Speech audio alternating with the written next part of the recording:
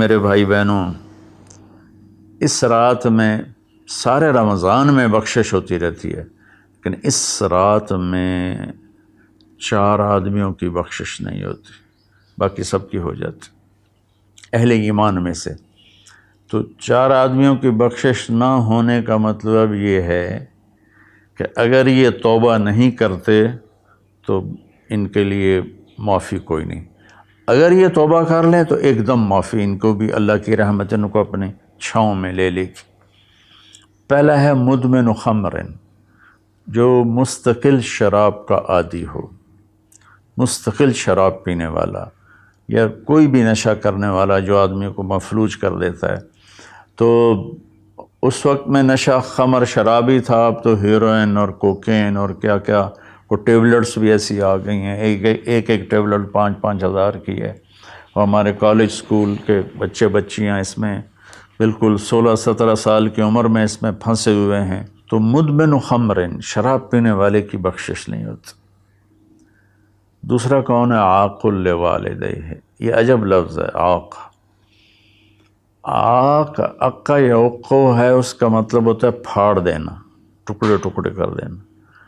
تو اس سے مراد وہ اولاد ہے جو مسلسل نافرمانی کر کے ماں باپ کے دل کو توڑ دیتی ہے اور چیر دیتی ہے۔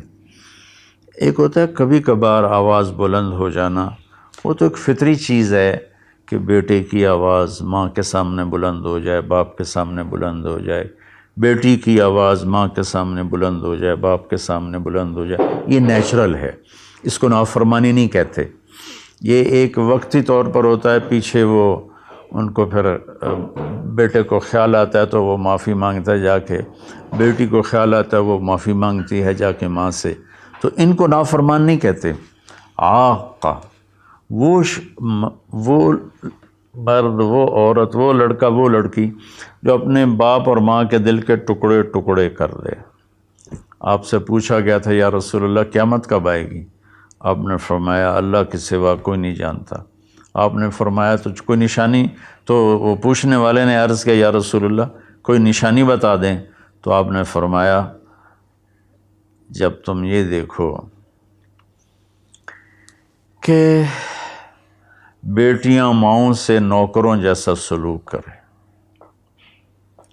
یا خاص طور پر بیٹی کا لفظ استعمال کیا، بیٹے کا نہیں، کہ بیٹے عام طور پر ہی سرکش ہوتے ہیں، بیٹیاں عام طور پر فرمانبردار ہوتی ہیں۔ تو آپ نے فرمایا جب تم یہ دیکھو کہ بیٹیاں بھی ماؤں کی دل شکنی کرنے لگ جائیں اور عرب کے بدو لمبی لمبی عمارتیں بنانے لگ جائیں، تو سمجھنا کہ قیامت قریب ہے۔ تو میں یہ بچیوں سے خاص طور پر کہتا ہوں کہ یہاں اللہ کے نبی نے بیٹوں کا ذکر نہیں کیا، بیٹیوں کا ذکر کیا ہے، کہ جب یہاں تک نوبت پہنچ جائے کہ بیٹیاں بھی ماؤں کے ساتھ نوکروں جیسا سلوک کریں تو پھر قیامت قریب ہے۔ تو یہ بہت کامن ہو چکا ہے ہمارے گھروں میں، کیونکہ اس موبائل نے اور یہ کمپیوٹر نے، انٹرنیٹ نے ہماری ساری زندگی اس کے اندر کھپا دی ہے۔ ہمیں رشتوں کا لحاظ نہیں، رشتوں کی قدر نہیں، ایک دوسرے کے پاس ادب نہیں۔ میں جب بہت چھوٹا تھا تو میں نے اپنی ایک پچھلی نسل جو اب ساری ختم ہو گئی ہے، تو ان سب میں اپنے ماں باپ کا اتنا ادب ہوتا تھا کہ کوئی ان کے آگے چوں نہیں کرتا تھا۔ میں نے اپنے دادا کے بھائی کو دیکھا ہے، دادا کو میں نے بس ایسے حلیہ، ایسے کہ حیولہ سا ہے بھائی، یوں شکل تھی لیکن وہ یاد نہیں، دادا کے بھائی کو دیکھا ہے۔ تو دادا کے بھائی کے جو بیٹے تھے نا، جب ڈیرے میں بیٹھتے تھے تو اپنے والد کے سامنے نہیں بیٹھتے تھے، پیٹھ کے پیچھے بیٹھتے تھے، حالانکہ دین کی کوئی خبر نہیں تھی۔ یہ اس وقت کی معاشرت تھی، مشرقی معاشرت۔ اب بھی آپ جائیں تھر میں تو ہندو عورتیں ہوں گی، جب گاڑی آئے گی تو ایک دم اپنا گھونگھٹ نیچے کر لیں گی، حالانکہ ہندو عورتیں۔ یہ تہذیب مشرق ہے۔ تو اسلام تو ویسے ہی عریانی فحاشی کی اجازت نہیں دیتا، تو ہماری تو مشرقی تہذیب بھی اس بات کی حامل ہے کہ عورت حیا کے پردے میں چھپی ہوتی. اور اللہ نے مجھے تاریخ پڑھنے کا بہت موقع دیا. دنیا میں یہ جو راجپوت قوم ہے یہ آرین ہے. تو جب ان کی یہ قبل مسیح آئے ہندوستان میں، عیسیٰ علیہ السلام کی آمد سے پہلے ہندوستان میں آئے، پھر یہ خونخوار تھے اور آپس میں لڑتے تھے، تو پورا ہندوستان چھوٹی چھوٹی ریاستوں میں بٹا ہوا تھا. کبھی کسی راجا نے 5-10 ریاستیں فتح کر لیں ورنہ یہ اس طرح تقسیم تھا. تو یہ دنیا کی واحد قوم ہے. جب انہیں یقین ہوتا تھا کہ ہمیں شکست ہو جائے گی تو وہ سب سے پہلے اپنی بیٹیوں کو، بیویوں کو، ماؤں کو قتل کر دیتے تھے کہ کوئی ہماری بیٹیوں کی عزت سے نہ کھیلے، ہماری بہنوں ماؤں کی عزت سے نہ کھیلے. پھر جا کر لڑتے تھے، اور عام طور پر جس کو شکست ہوتی تھی وہی ایسا کرتا تھا اور اپنی جان دے دیتے تھے. چھوٹا سا واقعہ سناتا ہوں کہ مراٹھوں نے ایک قلعے پر حملہ کیا، شیر گڑھ اس کا نام تھا.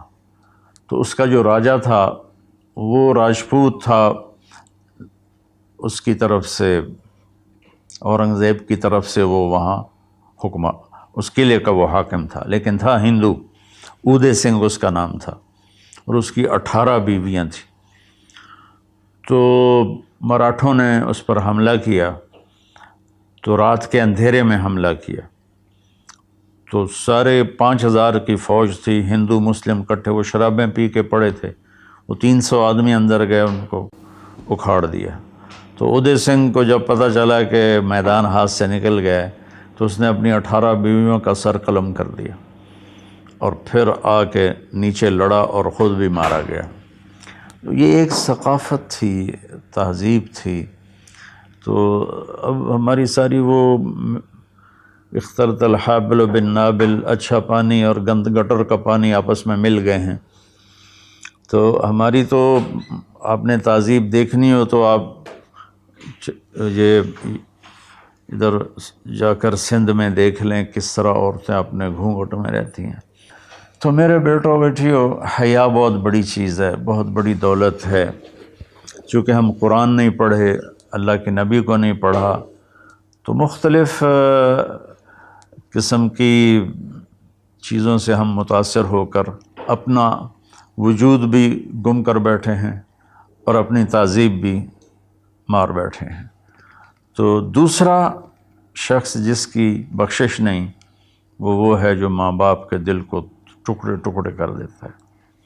تیسرا ہے قاطع رحم، جو رشتوں کی پرواہ نہیں کرتا، رشتوں کو توڑتا ہے، بدتمیزی کرتا ہے، گالی گلوچ کرتا ہے، اور کبھی بھائی سے لڑتا ہے، کبھی ماں سے لڑتا ہے، کبھی باپ سے، کبھی چچا سے، کبھی تایا سے. ماں اور باپ سے جتنے رشتے بنتے ہیں نا وہ ذوی الارحام کہلاتے ہیں.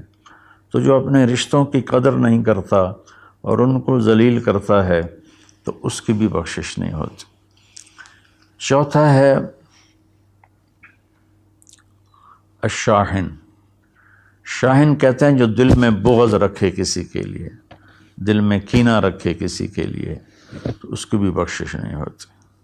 تو دیکھو میں سب کے سامنے ہاتھ جوڑتا ہوں، اگر کوئی شراب کا عادی ہے توبہ کر لے، ابھی 21 کی رات نہیں آئی. اگر کوئی ماں باپ کو ناراض کر کے بیٹھا ہے تو ان کے پاؤں پکڑ کے راضی کر لے. کوئی رشتہ داروں سے لڑائیاں کرتا پھر رہا ہے تو صلح کر لے. کوئی کسی کے بارے میں دل میں کینہ رکھتا ہے، بغض رکھتا ہے، تو اپنے دل کو صاف کر لے. ان چاروں میں یہ آخری چیز بہت زیادہ پھیلی ہوئی ہے کہ ہمارے دل نفرتوں سے بھرے ہوئے ہیں. تو میرے بھائی بہنوں، اس رات میں اللہ تبارک و تعالیٰ سب کی بخشش فرما دیتا ہے سوائے ان 4 آدمیوں کی. اور یہ بھی اگر توبہ کر لیں تو ان کی ساتھ ہی بخشش ہو جاتی ہے. تو اس میں ہمیں 21 کو بھی جاگنا چاہیے، 23 کو بھی، 25 کو بھی، 27 کو بھی، 29 کو بھی، کہ 5 راتیں، کوئی ایک رات تو ضرور ہوگی، باقی اصل علم تو میرے اللہ کے پاس ہے. تو اپنے دل کو بھائی بہنوں صاف کرو، اور اس ایک رات میں 83 سال کا ثواب لے لو۔ اللہ تعالیٰ مجھے آپ کو عمل کی توفیق بخشے۔